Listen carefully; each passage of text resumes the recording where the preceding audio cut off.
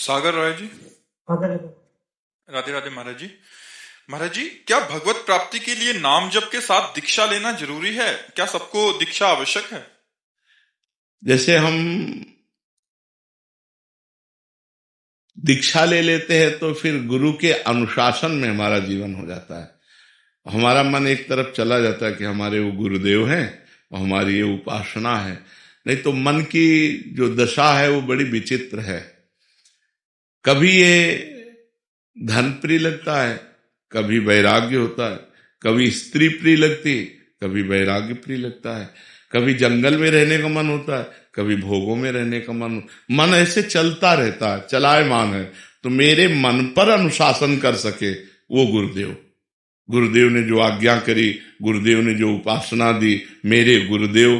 तो जहां हम किसी को अपना गुरुदेव मानते हैं तो उनका चिंतन होता है, तो उनके दरस परस अगनास बास निज संग करो दिन, तीन मुख हरिजस सुनत श्रवण मानो न त्रपित चिन्ह। एक ममता हो जाती मेरे गुरुदेव, तो उनका चिंतन होता है। तो चिंतन मात्र से पाप नष्ट होते हैं। संतों का चिंतन करने, दरस परस अगनास बास निज संग को, सुमिरन नाम पवित्र अति।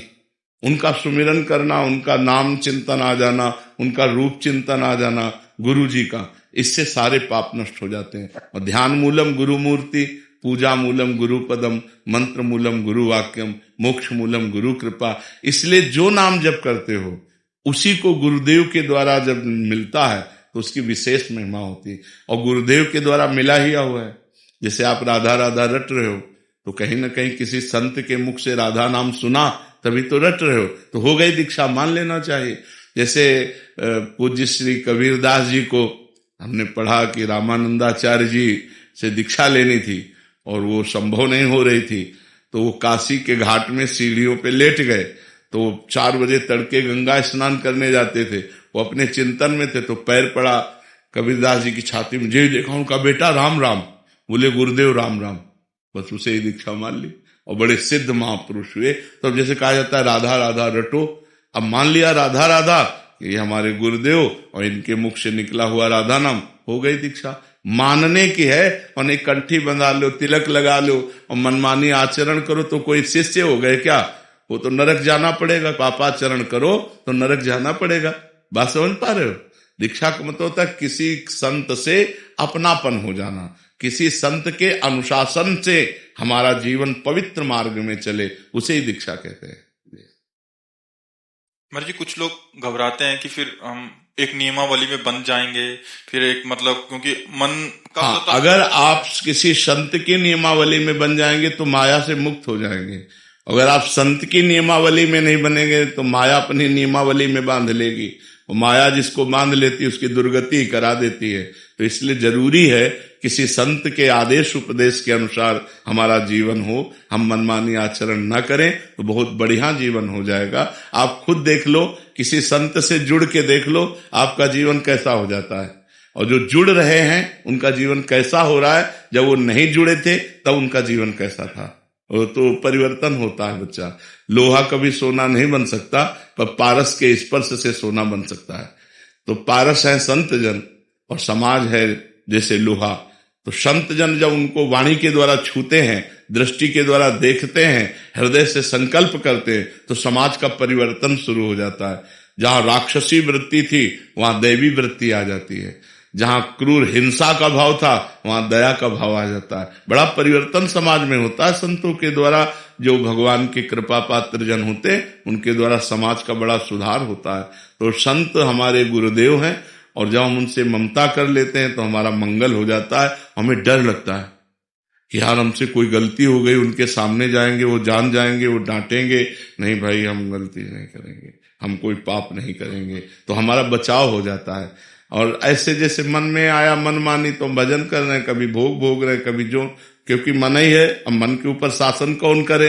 तो मन के ऊपर शासन करने वाले गुरुदेव हैं। इसलिए गुरु दीक्षा आवश्यक है, गुरु शरणागति आवश्यक है। भगवान ने स्वयं संदीपनी जी को गुरु बनाया। यदि गुरु बनाने की आवश्यकता ना होती तो भगवान को क्या आवश्यकता है गुरु बनाने की? जिनकी श्वासों से चारों वेदों का प्रादुर्भाव हुआ, वो भगवान किसी संत के शिष्य बने?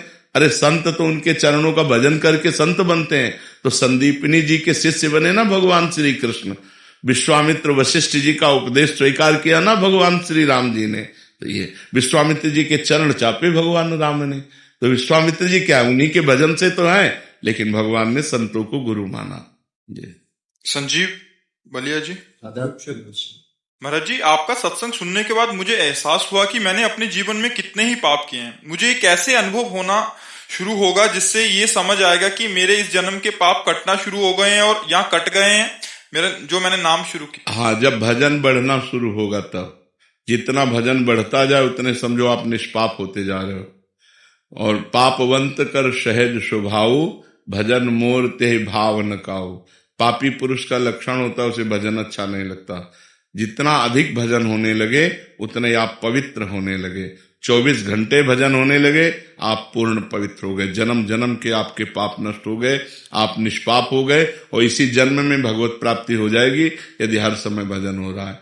जितना भजन कटे उतना ही समझो कि आपका पाप बढ़ रहा है, और जितना भजन अधिक हो उतना ही समझो आपका पाप नष्ट हो रहा है। प्रदीप जी जयपुर से। राधे राधे। राधे राधे महाराज जी। महाराज जी, कर्म क्या है? क्या सचमुच किसी व्यक्ति के कर्म का फल भगवान तय करते हैं? जी, कर्म का ही तो फल मिल रहा है जेल में। जेल में कर्मों का ही तो फल है। कुकर्म हो गए तो पूरी जेल भरी हुई है। कर्म वो होता है जो हमारे मन में स्फुरणा होती है, संकल्प बनता है, बुद्धि निश्चय करती है, फिर इंद्रियों से चेष्टाएं होती है, उसे कर्म कहते हैं। कर्म 2 प्रकार के होते हैं, एक शुभ कर्म और एक अशुभ कर्म, जिनको कहते हैं पाप कर्म, अशुभ कर्म, और पुण्य कर्म, शुभ कर्म। दोनों का फल अवश्य में वो भोक्तव्यम कृतम कर्म शुभाशुभम, अवश्य भोगना पड़ता है। उनका परिणाम भोगना ही पड़ता है। कोई कितना भी बड़ा ऋषि महर्षि हो उसको भी भोगना पड़ता है। इसलिए कर्म बहुत होश से करे, बेहोश होकर न करे, प्रमाद में न करे, नहीं तो उसका दंड मिलता ही है। अब देखो, कर्म है, किसी बहन बेटी को छेड़ दिया, अब डंडा चलेंगे, पुलिस ले जाएगी, मुकदमा चलेगा, उसको सजा मिलेगी। कर्म है, क्रोध आ गया, हम किसी की हिंसा कर दी, आजीवन कारावास। हिंसा 5 मिनट में हुई और उसका दंड पूरे जीवन भोगना पड़ेगा। या ज्यादा अपराध बन गया तो फांसी की सजा मिल जाएगी। तो कर्म ही तो है। और अच्छे कर्म हो गए तो देखो राष्ट्रीय सम्मान मिलता है, समाज में आदर मिलता है, और यहाँ सुख मिलता है, और परलोक में भी सुख मिलता है। सारा खेल कर्म का है। कर्म प्रधान विश्व रचि राखा, और जो जस करे तासि फल चाखा। कर्म की प्रधानता से विश्व की रचना हुई है, जो जैसा करता है वैसा फल भोगता है। समझ पा रहे आप? इसलिए बहुत होश से कर्म करे, और होश बनाने के लिए नाम जप है। जब तक नाम जप नहीं तब तक बेहोश ही हो। जानते हो कि ये कर्म नहीं करना चाहिए, फिर भी करोगे। अगर नाम जप है तो तुम्हारे अंदर जलन पैदा हो जाएगी, तुम्हारे अंदर बल आ जाएगा कि नहीं नहीं, हमें पाप कर्म नहीं करना है। सब कोई जानता है पाप कर्म किसे कहते हैं और पुण्य कर्म किसे कहते हैं। भगवान ने इतना ज्ञान सबको दिया है, और जब कोई कर्म करने चलता है तो भगवान अंदर से प्रेरणा करते हैं, ये गलत है, मत करो। लेकिन हम लोग इतने मलिन स्वभाव के हैं कि अंदर की बात को न मानकर और कर्म कर बैठते हैं, और बाद में सोचते हैं कि यार हृदय में तो आया था, पहले अंदर आया था कि यार ना करें, पर यार अब कर दिया, तो फिर अब भोगना पड़ता है। इसलिए कर्म बहुत संभाल करके। वर्तमान में कभी किसी सत्कर्म का विपरीत फल मिले तो इसका क्या अर्थ समझ? नहीं, सत्कर्म का विपरीत फल मिलता ही नहीं है, वो आगे मिलेगा। हाँ, जैसे हमने आज सत्कर्म किया और आज हमको कष्ट मिल रहा है, तो ये हमारे सत्कर्म का नहीं मिल रहा, ये हमारे पूर्व पाप कर्म का मिल रहा है। आज जो सत्कर्म किया है आगे फसल, आगे हमें ये सुख देगा। लेकिन आज हम अच्छे से चल रहे हैं और दुख भोग रहे हैं, तो इसका मतलब है पूर्व के पाप हमें दंड दे रहे हैं, और अभी का जो अच्छा कर्म है वो हमारा भागवतिक बैंक में जमा हो रहा है, जो हमें आगे प्राप्त होगा। जैसे किसान की फसल तुरंत अन्न नहीं दे देती, कई महीने लगते हैं, ऐसे बड़ी सरकार है हमारी तो बहुत लेट नंबर आता है। जैसे अभी है तो मुकदमा कई वर्ष नहीं चलता, किसी केस का कहो मुकदमा सालों चलता रहे, कहो 10 साल चलता रहे। कभी कभी तो उतनी जितनी सजा भोगनी होती उतना तो मुकदमा में वो जेल में बंद रहता है। तो ऐसे ही भगवान की बहुत बड़ी अदालत है, अनंत ब्रह्मांडों की जीवों का हिसाब है। होता 1 सेकंड के कम हिस्से में है, पर जब होगा बहुत फाइनल में होगा, तो इसलिए बहुत समय लगता है। जैसे आज पाप कर्म किए तो कहो 5 जन्म बाद उसका दंड मिले जाकर तुम्हें, तो लगेगा हमने इस जन्म में तो पाप किया नहीं, लेकिन भोगना पड़ेगा, वो अवश्य में भोगतव्यम, क्योंकि जीवात्मा वही है, शरीर बदल गया। जैसे कोई क्रिमिनल हो और वो पैंट शर्ट पहनता हो, फिर धोती कुर्ता पहनने लगे, या वो सलवार कुर्ता दुपट्टा धारण करने लगे, तो पहचानने वाला तो पहचानता ही वही क्रिमिनल है।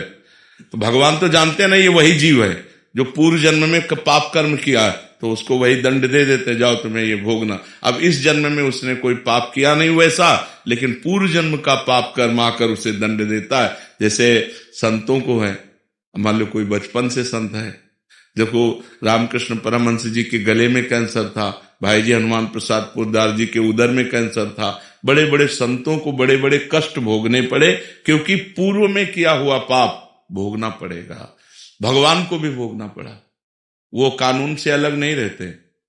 भगवान ने छुप करके बाली को मारा व्याध की तरह, तो कृष्णावतार में अगले जन्म में अंतिम समय व्याध ही भगवान के चरणों में बाण मारता है, तब वो परम पद को जाते हैं। तो ये कानून है। तो भागवतिक जो कानून है वो एक राय भर नहीं बख्शता। भारतीय कानून में थोड़ा धोखा हो सकता है कि वकील चतुरतावश दूसरा प्रमाण पेश करके और दोषी को बचा दे और निर्दोषी को फंसा दे, लेकिन हमारे भगवान के दरबार में किसी वकालत की जरूरत ही नहीं, किसी गवाही की जरूरत नहीं। 1 सेकंड में उस जीव का हिसाब हुआ फाइनल। अब अगर उस हिसाब को बदलना चाहते हो तो नाम जप करो, दूसरों का उपकार करो, तीर्थों का अवगाहन करो, भगवान की कथा सुनो, जिससे सारे पाप तुम्हारे नष्ट हो जाएं। तो ये जो बल है ये तुम्हें बचा लेगा। नाम बल, भगवान का सेवा बल, परोपकार, ये बचा लेगा। अब दूसरों को दुख देना, पाप कर्म करना, तो फिर नाना प्रकार के नरकों को भोग कर यहां भी दुर्गति भोगनी पड़ती है। जैसे आपके पाप कर्म है पूर्व के, वो आप बहुत पढ़े लिखे हो, आप लाख उपाय करो आपको नौकरी नहीं मिलेगी, पढ़े लिखे डिग्री लिए घूमते रहो कोई। और कुछ ऐसे हैं कि आपसे ज्यादा वो मंद बुद्धि के हैं, वो ज्यादा प्रवीण नहीं है, लेकिन वो निकलते चले जा रहे हैं, क्योंकि उनका पुण्य बल काम कर रहा है। तो यहाँ पुण्य बल, अगर सुख चाहते हो तो पुण्य करो, चाहते सुख हो और करते पाप हो तो पाप का परिणाम दुख मिलता है। शराब पी रहे हैं, गंदी बातें बोल रहे हैं, गंदे आचरण, एक एक चीज का फल है आपका। अगर आप बातें बोल रहे हो तो उसका भी फल है। मनुष्य जीवन कर्मयोग के लिए भेजा गया है। आप 1 मिनट भी फ्री नहीं है। आप 1 मिनट में जो करेंगे, आपके अंदर ही मन में बैठे हुए चित्रगुप्त तुरंत लिख रहे हैं। आपकी मन रूपी चिप में वो बिल्कुल सीन सहित जैसे चिप लगा दो ना तो पूरा टेलीविजन उसमें टीवी में आने लगता है, सब ऐसे सीन सहित चित्रगुप्त लिखते हैं। तो भगवान के सामने 1 सेकंड में पूरा वो चिप दिख जाती है, इसने क्या क्या किया जीव ने, बस उसको दंड मिलता है। इसलिए हर समय नाम जप करो, अच्छे आचरण करो, अच्छा भोजन पाओ, दूसरों का उपकार करो। यही मनुष्य जीवन है, यही देवत्व है। नहीं तो राक्षसी भाव में लोग विचर रहे हैं, अपने को धनी मानते हैं, व्यभिचार करते हैं, शराब पीते हैं, मांस खाते हैं, दुर्गति को प्राप्त होते हैं। पूर्व जन्म के पुण्य से आज धन है, लेकिन ये बना थोड़ी रहेगा, ये नहीं बना रहे। जहां पुण्य खत्म हुआ था सब नष्ट हो जाता है, सब नष्ट हो जाता है। तो ये है, हमारे कर्मों का फल हमको भोगना पड़ेगा। तो इसलिए हम भगवान का नाम जप करें, परोपकार करें, जिससे हमारा मंगल